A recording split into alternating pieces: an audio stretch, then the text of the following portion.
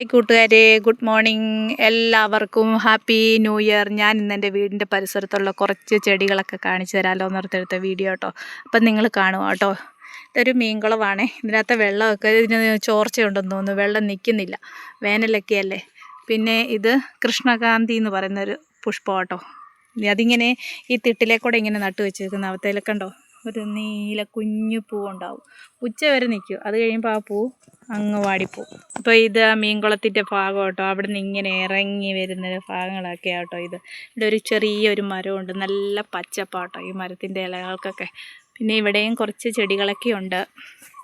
കണ്ടോ, ഒരു നല്ല പൂവാട്ടോ, നല്ല കളറാട്ടോ ഈ ചെത്തിയുടെ പൂവിന്. നല്ല ഭംഗിയുണ്ട് കണ്ടോ.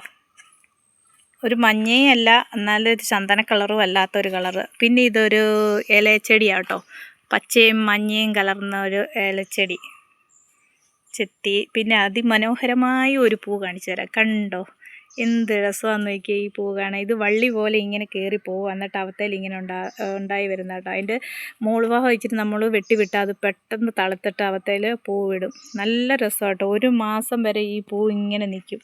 ഇവിടെ ഉണ്ട് അങ്ങനെ കുറച്ച് ചെടികളൊക്കെ എൻ്റെ വീടിൻ്റെ മുറ്റത്തൂടെയൊക്കെ ഞാൻ നട്ടു വെച്ചേക്കുന്നത് കേട്ടോ. പിന്നെ ഇത് നമ്മുടെ വാടാമുല്ല.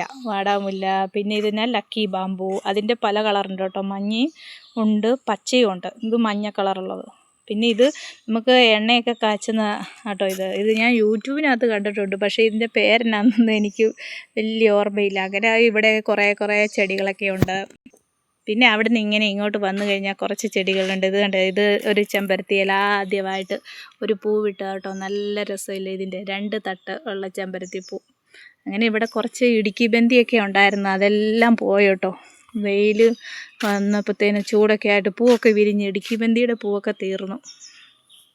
പിന്നെ ഞാൻ ഈ വീടിൻ്റെ ഇങ്ങനെ ഇറമ്പിയെ കൂടെ ഈ ചെടി നട്ട് വെച്ചേക്കുക. ഇതിൻ്റെ പേര് ബാൾസത്തിൻ്റെ ഇനത്തിൽപ്പെട്ട ഒരു ചെടിയാട്ടോ.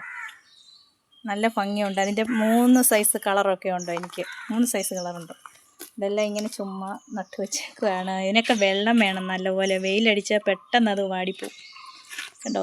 ഇങ്ങനെ കുറച്ച്. അപ്പം നിങ്ങൾ എൻ്റെ വീഡിയോ ഒക്കെ ഒന്ന് കണ്ട് ഒന്ന് സപ്പോർട്ട് ചെയ്യണം കേട്ടോ. കണ്ടോ, നല്ല ഭംഗിയാട്ടോ കാണാൻ. പിന്നെ ഇന്നലെ ഞാൻ കാണിച്ചായിരുന്നു എൻ്റെ ചെമ്പരത്തിയൊക്കെ ഇങ്ങനെ പൂവൊക്കെ നിൽക്കുന്നത് കണ്ടോ. അങ്ങനെ കുറേ ചെടികൾ. പിന്നെ ഇതാട്ടോ എൻ്റെ വീടും പരിസരമൊക്കെ. പിന്നെ ഇവിടെ കുറേ ചെടികളൊക്കെ ഉണ്ട്, ഇങ്ങനെ നട്ടിങ്ങനെ വെച്ചിട്ടുണ്ട്. പിന്നെ എന്തുവാ ഇത് കണ്ടില്ലേ, ഇവിടെ ഒരു വെള്ളയിൽ നിൽക്കുന്ന ദൈവത്തേലൊരു കുരുവിയുടെ കൂടുണ്ട് കേട്ടോ. അവർ കൂട് കൂട്ടുന്നതേ ഉള്ളൂ അരിയിൽ. പിന്നെ ചെമ്പരത്തിയിൽ തേൻ കുടിക്കാൻ വരുന്ന 2 കുരുവികളാട്ടോ. അവർ ഇവിടെ കൂട് കൂട്ടി ഇതുണ്ടോ, അതിനകത്തുണ്ട് ഒരു കുരുവി കണ്ടോ. കൂട് കൂട്ടാനുള്ള പരിപാടി കേട്ടോ. ഇലകളെല്ലാം ശേഖരിച്ചുകൊണ്ട് വന്ന് അതിനകത്തുണ്ട് കേട്ടോ. കണ്ടോ, അനങ്ങുന്ന കാണാമോ, അതിനകത്തുണ്ട് കുരുവി.